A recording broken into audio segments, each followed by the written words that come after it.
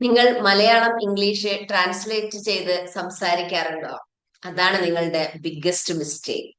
ബഹുഭൂരിഭാഗം മലയാളി ലേണേഴ്സും ചെയ്യുന്ന ഒരു മിസ്റ്റേക്ക്, ആദ്യം മലയാളം ചിന്തിക്കുക, പിന്നെ ഇംഗ്ലീഷിലോട്ട് ട്രാൻസ്ലേറ്റ് ചെയ്യുക. ഇത് സ്ലോ ആണ്, കൺഫ്യൂസിംഗ് ആണ്, സ്പീക്കിംഗ് ബ്ലോക്ക് ഉണ്ടാക്കും. ഇംഗ്ലീഷ് ഫ്ലുവൻസി വരാൻ നമുക്ക് ചെയ്യേണ്ടത് ഓപ്പോസിറ്റ് ആണ്. Think in English, speak in English. ഇതിനും സിമ്പിൾ ട്രിക്ക് ഉണ്ട്, നമുക്ക് നോക്കാം. Micro thoughts is equal to ചെറിയ English idea.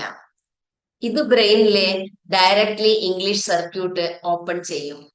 Example, instead of thinking ഞാൻ വെള്ളം കുടിക്കണം, I should drink water, just think drink water.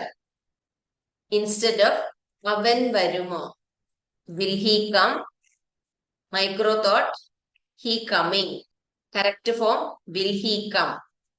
ഇങ്ങനെ സ്മോൾ ഇംഗ്ലീഷ് ഐഡിയാസ് ബ്രെയിനിൽ ഉണ്ടാക്കുന്നത് think in English method. Daily 5 micro തോട്ട്സുകൾ പ്രാക്ടീസ് ചെയ്തു നോക്കൂ.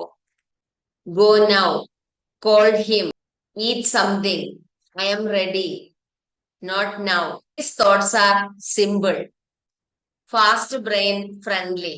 ഇത് 7 days ചെയ്താൽ എന്ത് സംഭവിക്കും? Translation habit slowly disappear. Brain ഇംഗ്ലീഷിൽ തിങ്ക് ചെയ്യാൻ തുടങ്ങും. സ്പീക്കിംഗ് സ്പീഡ് ഡബിൾ ആകും. Confidence increase.